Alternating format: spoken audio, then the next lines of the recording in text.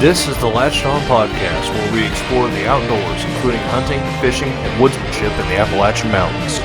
So let's dive in. Welcome to the Latched On Podcast.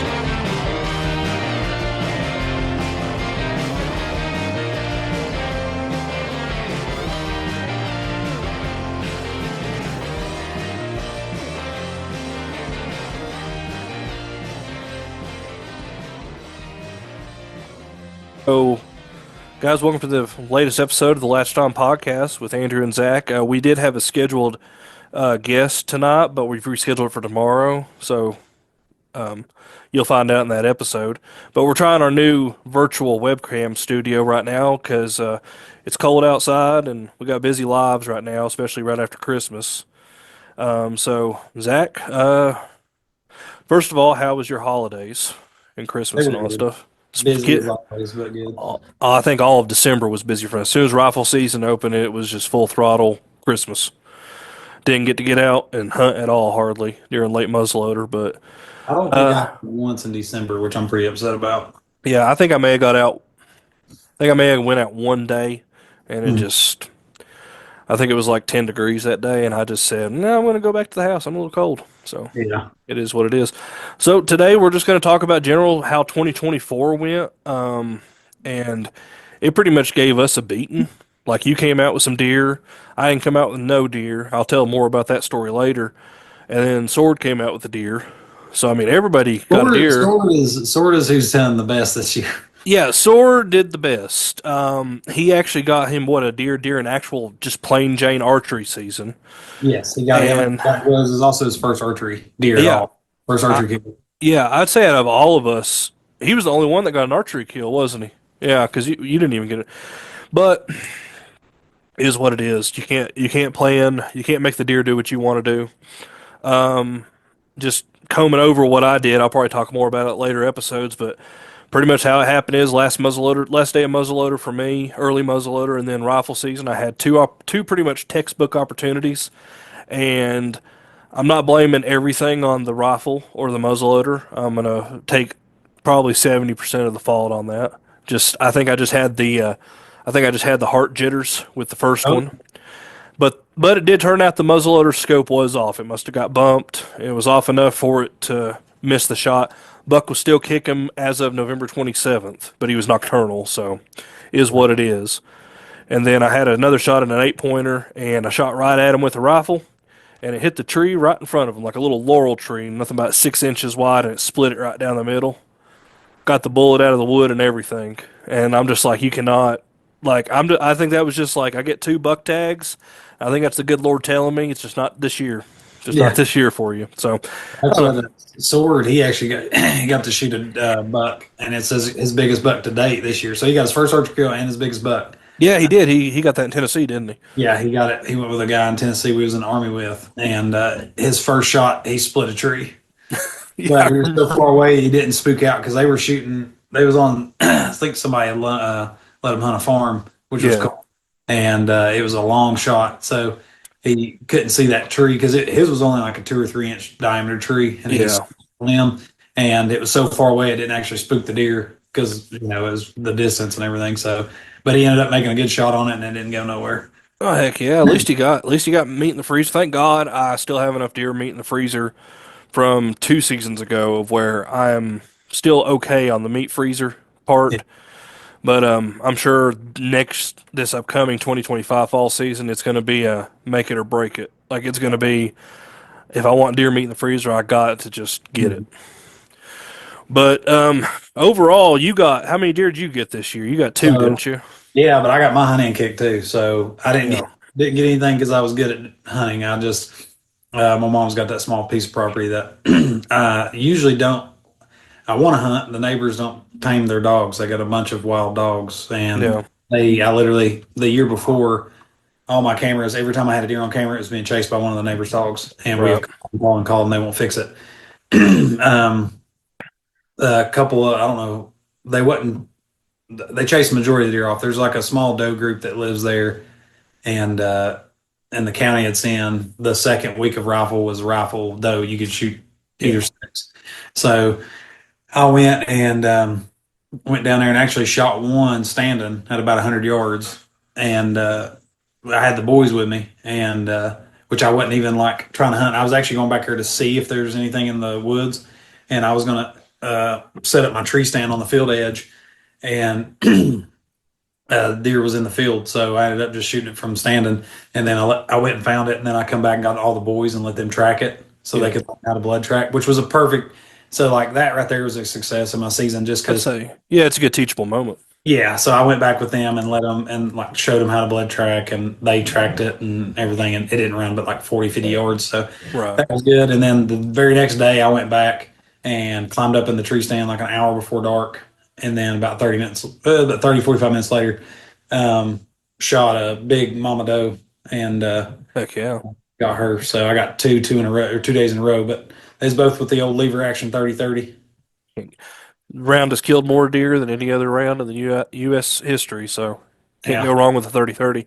And just in case anyone is confused by doe second week of rifle, like our home county, which is Wise County, there's no opportunity to shoot antlerless deer during rifle season. It's buck only. Mhm. But other counties that are adjacent to us do have the option to shoot antlerless deer either on the second week on private land. Yeah. So that's how I was able to do that, which was lucky because if it wasn't for that, I wouldn't have any meat because Yeah, I had one pack of meat left. Shot both of them. I think I have one roast still in there from my old deer, but yeah, I only had one pack of meat and I think one or two roasts left. So I was in that desperate need because yeah. I use it to meal prep. So I go through a lot of deer meat because, And it's some of the best. It's some of the best, most nutritious meat to eat, especially if you're watching how you're working out or yeah. meal prepping. It's healthier than any other kind of meat out there. So I Yeah. mean, It's second to elk. Elk's the only one that's more nutrient dense. I about to say I think elk's got like maybe 2 grams of protein more than deer. It's not by much, but it is Yeah. still a little Elk bit more first and then nutrient. whitetail deer second. Yeah. So yeah, like 2024, that's pretty much the gist of how our season went. Mhm. It wasn't it wasn't the best. We went to deer camp. We went up to Amherst. I can go ahead and say it. We went up to Yeah. Amherst. Uh, Let me just say, man, dude, it wasn't like I'm not blaming it on Amherst County at all because the deer harvest numbers are definitely there to justify us going up there. Even on Virginia DWR, which is Yeah, a public website, there's no secret about it. If you get on DWR and it says where to deer hunt, and you get on there for whitetail deer, Amherst County I think is number one. I about to say in terms of deer being killed, it was double bucks back Hmm. home from Wise County only had like 900 deer killed in 2023, and Amherst was like it was more than double that, I think. Yeah, it was over. I think it was north of 1,500. Yeah. So I mean you can't argue with that. So we went up there. We bougied it up a little bit at a campground, which I don't think it was really bougie, and it was really just more of a bunkhouse. Hey, But I loved it. That was it was nice. we had heat and air conditioning, which we Oh ended up needing air conditioning, which was bleeds in. yeah. Oh Wow, yeah. That thing was garbage. yeah. And then we had a TV in there too. That's helped me out. My story was, we get there opening day. I'm gonna tell you your story about your little Edmund Fitzgerald incident in your kayak. Oh, But we got to say we went up on a Sunday, and then we yeah, had Monday through Friday full days to hunt, and yeah, then we're going to come home Saturday, like wake up, sleep in a little bit, wake up Saturday, and come home. yeah. So we had 5 full days of hunting So we get there Sunday. and we get there Sunday, and then the weather feels perfect. It's like in the 50s. It's perfect. It's not perfect deer weather, but it's still perfect my It's weather. cool in the mornings, and it doesn't get super hot during the day. Yeah, it's something we could still make work. So Zach is like, we're gonna get into this kayak. I'm gonna get into this kayak and see if we can scout this certain area across the river. So that leads the background information into Zach's part of the story of how deer camp began. Yeah. So we took the big canoe for Andrew and Sword to use, and then I have a sit on top of kayak, and we were going to use that to access deer and try to like it's there's no secret about it. That's a good way to get away from public pressure is getting across rivers and stuff that other people can't traverse through unless they do what we did. So I was like, well, let's get up there early enough Sunday during the day so I can float the river, make sure it's safe in the kayak because it's a little more nimble, Mhm. find our spot, put up some flagging so we can spot it at night with headlamps, and make sure the canoe can make it because it's not nearly as nimble. And So we got two different boat launches that we're going to drop off here and go there, and it's downriver, right? So I'm thinking that I'll be able to float most of it, and I won't have to like paddle much, and just other than steering.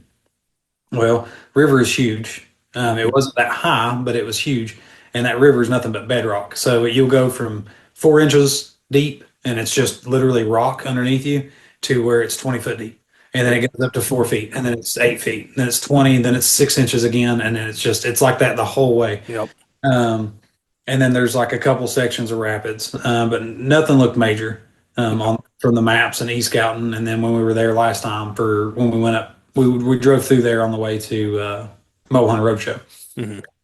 So Andrew puts me in. I got uh, the only thing for whatever reason I threw my truck keys in my kayak, but I put them in the little compartment Yeah. lid. I had my cell phone and I put on a pair of shorts and then just had like a t-shirt and a flannel. And we had a short wave radio to talk to us on Yeah, so quick notice. we had walkie talkies, and then I had my phone in my zipper pocket Yep. in my pant in my shorts, so that way if I fell in, like they would stay in there. So I get to going. I went through one small section of rapids, no issue, didn't flip, nothing like that. And then I was going down the river, and I'm like, this is easy. This is gonna be great. Like canoe's gonna be able to make it, no big deal. So I was like, I'm getting close to where I need to be. So I pull out my phone and put it between my legs to use for the maps and get to going. And then I see where it's at, and there's like 5 canoes on the bank, and dude's camping right where we wanted to go, which Hmm. he's scouting. I mean, we all look at the same stuff. So Is what it is. it is what it is. So I was like, well, either way, if this is a bus, that's fine. We got other areas to look at. So I was going to paddle on down and get on. And the road follows the river, but sometimes it's right on the river. Sometimes it goes way up the mountain, and it's Yep. like looking down at the river really high up and stuff. But sometimes it's like, but it parallels around the mountain the way that the river flows. So there was times I could see Andrew's truck and other vehicles. So I get to going, and in this section, the road is what 1,000 feet plus higher. It's way up there. I'd say from my vantage point, direct line of sight to the river, I'd say I was looking at you about a mile. Yeah, it was up It there. was it was about 1,000 feet in elevation, but it was still offset of the river. But I could see the river. It was a lookout. I mean, there's a picture on Instagram of the mountains Yeah. that literally right below it is the river. That was the last time I physically saw you with my own eyes. Mhm. And I'd say line of sight. I'd say it was anywhere from 3/4 to a mile at Yeah, it was pretty most. far. Walkie talkies were working great before that Yeah, too. they were doing great. Yeah, And text and stuff. I know this much with my binoculars that I use. I was spotting you, and to those binoculars, and of course the sun was glaring at a certain angle. I only saw your black silhouette. I could not make out wwho you were. That's I didn't know who. I didn't even know who you were. I thought I just knew somebody's on the river right now, and I'm like, it looks like Zach's kayak. Mhm. And then I saw you put a life vest on, and I'm like, something's getting serious. That's all I know. So by the time he had seen me, the rapids come up really quick on me. Rolled my kayak, completely dumped. Phone's gone, radio's gone, and luckily my paddle floated long enough for me to grab my paddle because I don't have a paddle leash. You can eat me up on that if you want. And my life jacket, you just have in Virginia, you just have to have it on the craft. You don't have to wear it. I'm a very good swimmer. I don't, I can swim far, cold water, whatever.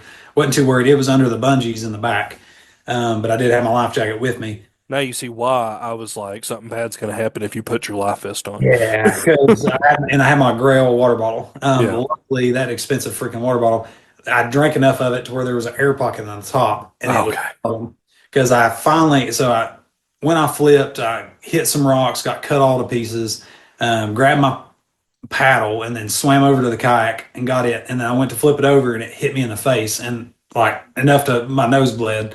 Hmm. So like I get hit in the face and then finally get up in it. So I have a sit on top of a fishing kayak, and it's made to be fast tracking through the water. So Yeah. the bottom isn't flat. It's not a flat bottom you can stand on. It's like a V hole kind of. So it's pretty teetery.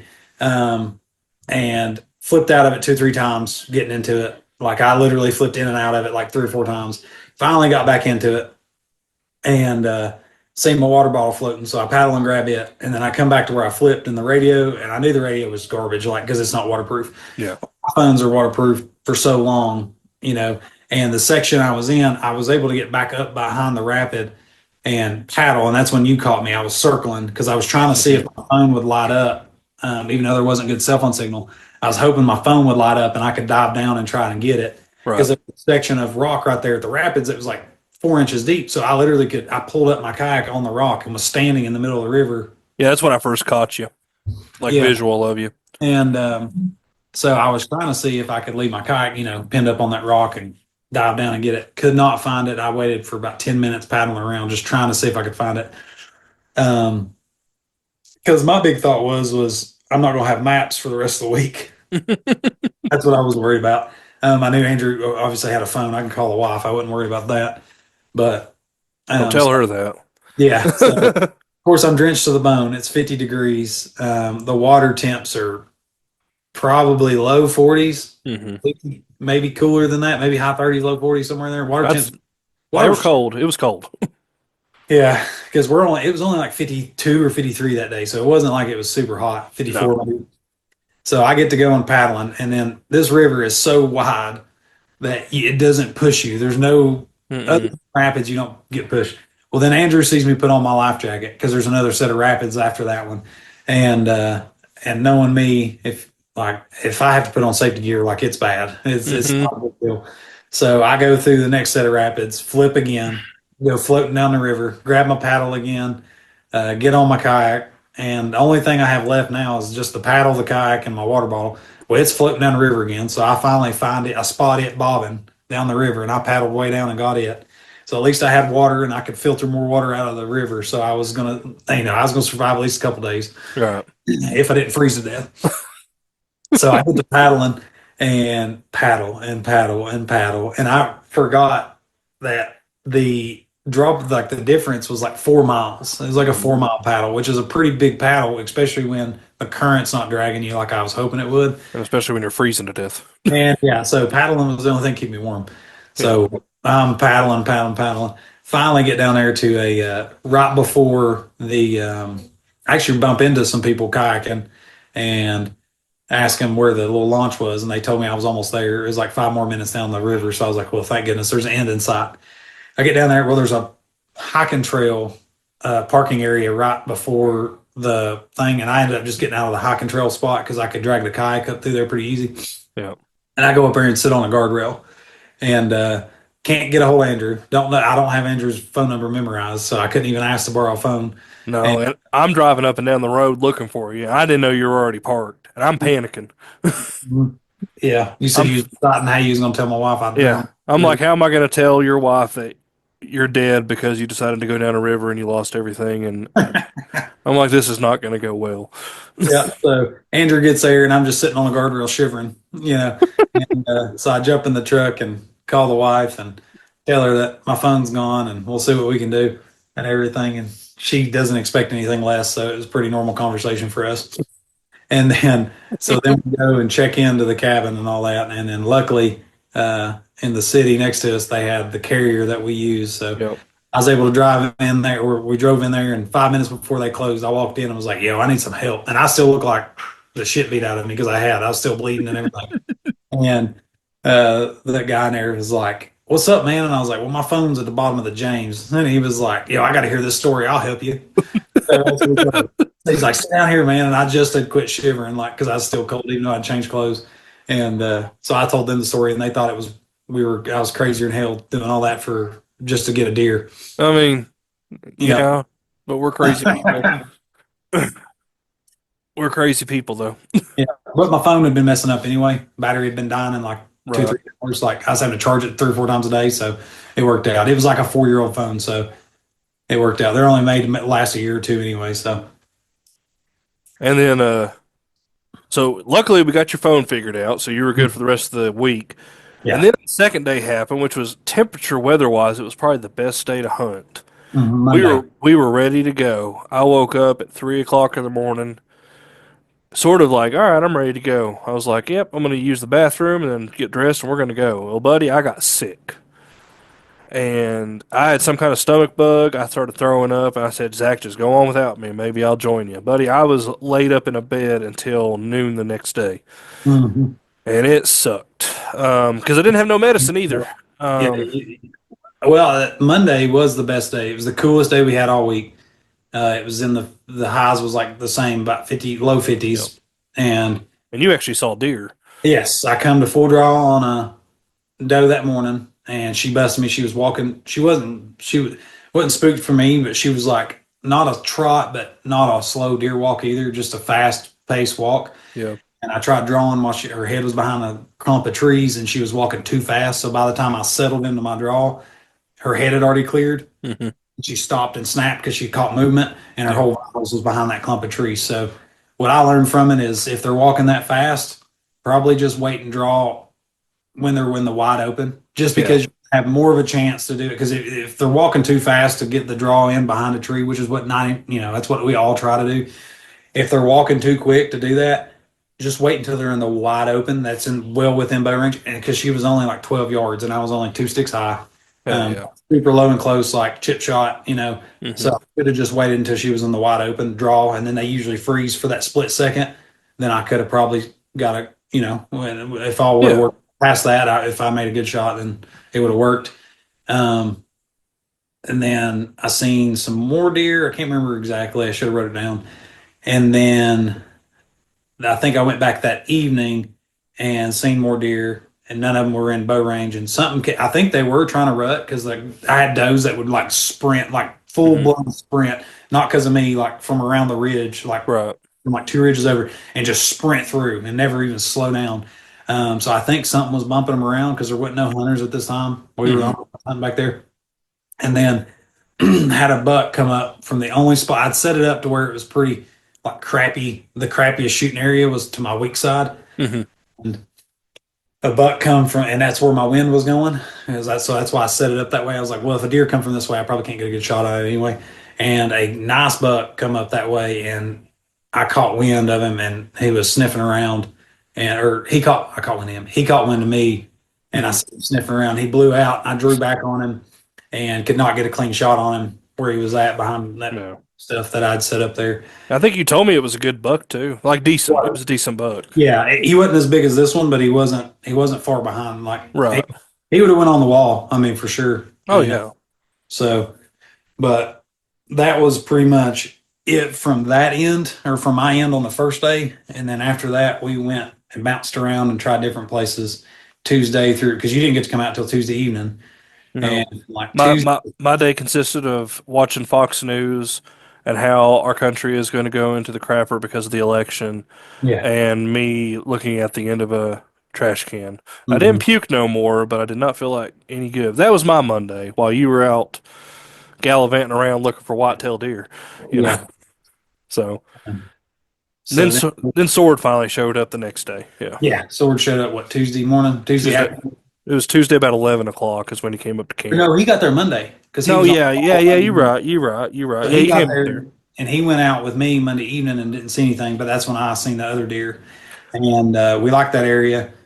Then Tuesday morning we went out and I seen a couple deer, but they were sprinting like away from me. Like they were just, I don't know what bumped them. Yeah. The wind was perfect because I could feel the wind on me. They were like out in front of me. I don't know what run them. Sword didn't see anything. Mm-mm. You come out Thursday or Tuesday evening, and at Mm-hmm. the time the temperature would rise, we didn't It see. was it was 75. Didn't see nothing, Mhm. and which I mean, wasn't no big deal. I still wasn't feeling 100%, so I wasn't hunting far from the truck anyway. Mhm.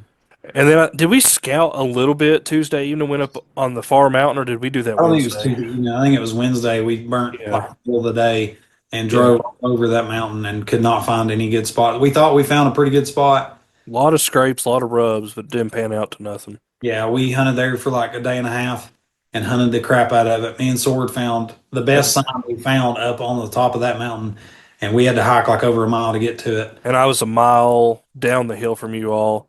Saw no sign, but it was good. It looked like, I know you shouldn't say this. It looked good for deer. Like it Yeah. looked like the proper amount of underbrush for them to Mhm. have cover. There's plenty of oaks. I put about 7 miles in that day. Mhm. Still didn't see nothing. Yeah, But we of didn't. course, it was hot as shit. Yeah, well, so at that point, we were like, after the morning coolness wore off, like, well, the only thing I was wearing I would take a hoodie with me, is the only thing I took with me. So I was literally wearing a t shirt and just a regular old Dime Breed bow hunter t shirt That's all I did. and a thin hoodie. And by the time I'd put the hoodie on for the morning sit, and by the time we was getting down, I was taking it off and I didn't put it on the rest of the day. That's how hot it was. It was in the I 70s. was One I day was it hit walking 80. around. Yeah. Yeah, it was absolutely too hot.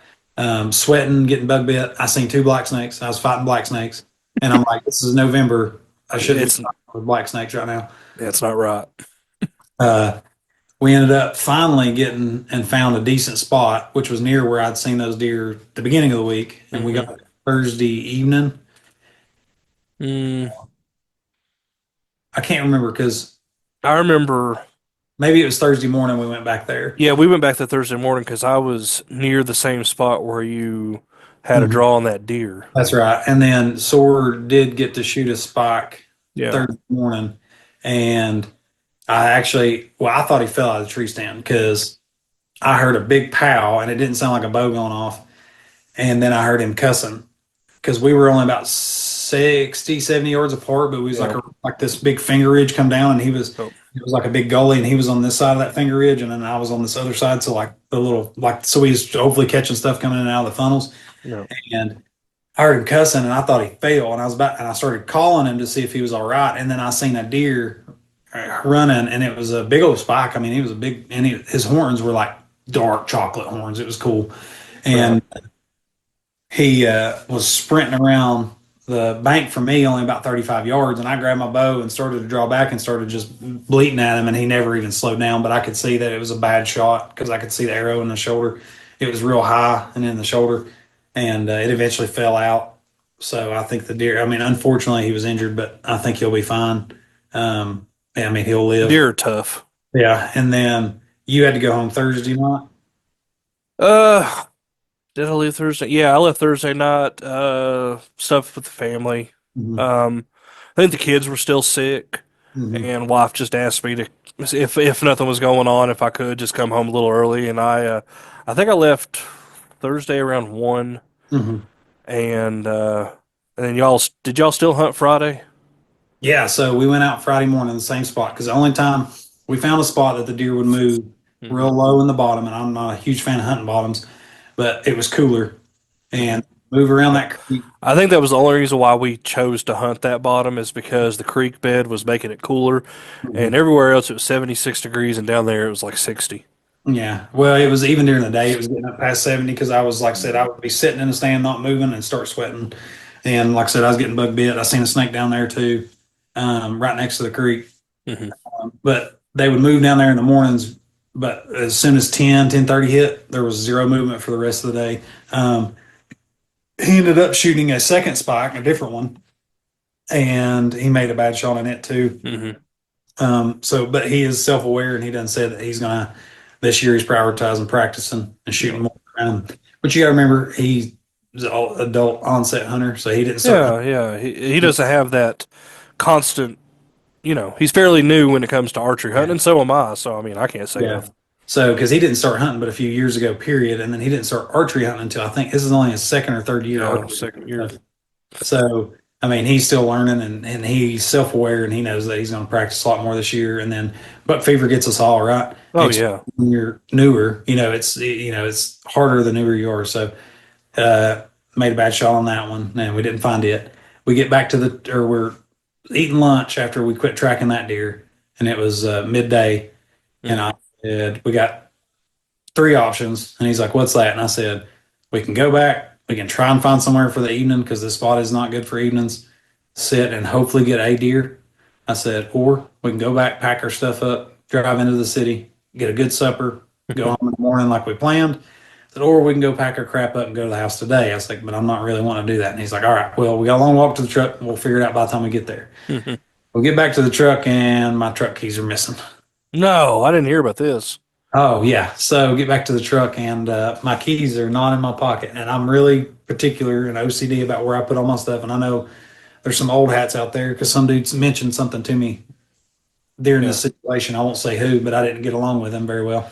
And he was like, oh, I've 20 something years of deer hunting. I've never lost my keys. I'll put them under a rock or something. Well, yeah, that's the way. I mean, I was showed to do that too. I'm very OCD about where I put my stuff. Hmm. That morning where I knew we left our sets hanging. So the only thing we had to walk in with was a bottle of water Yeah. and our harness on.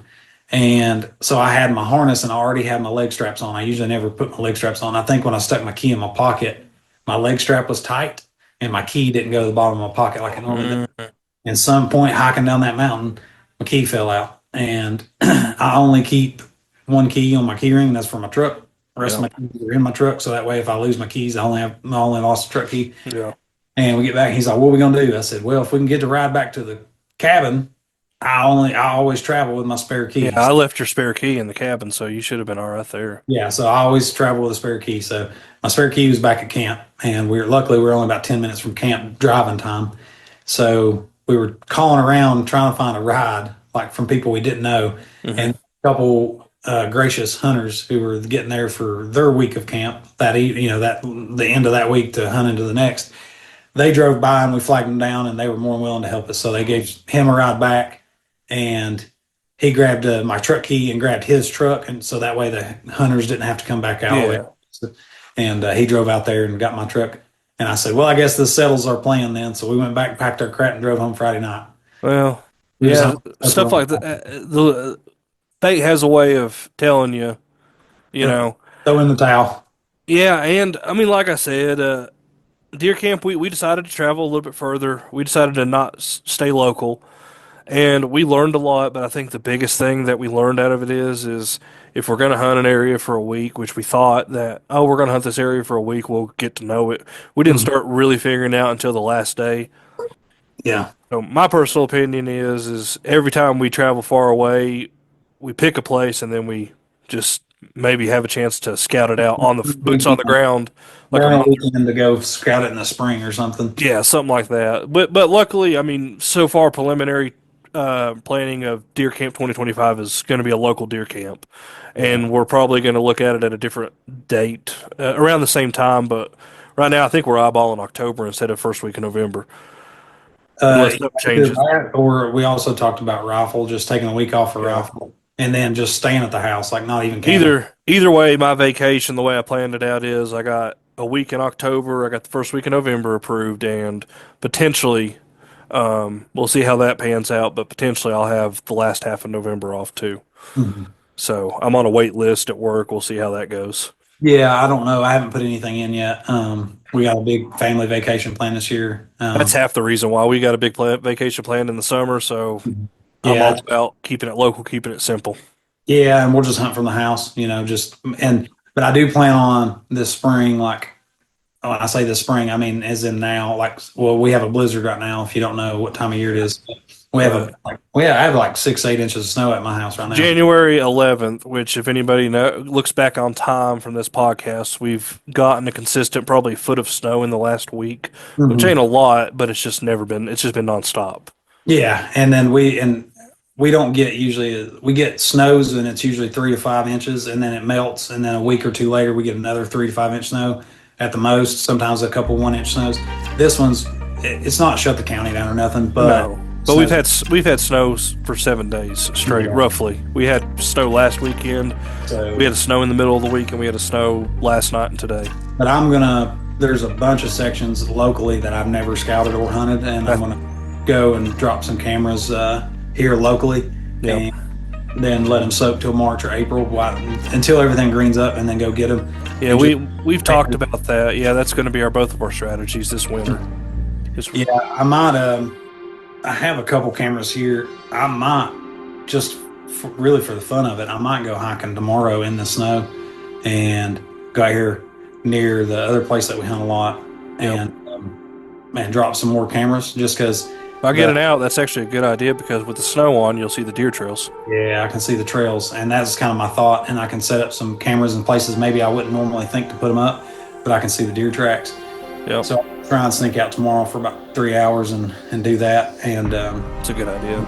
once this melts, I'll go to the other places because the other places I don't know well enough to be trucking around in the snow.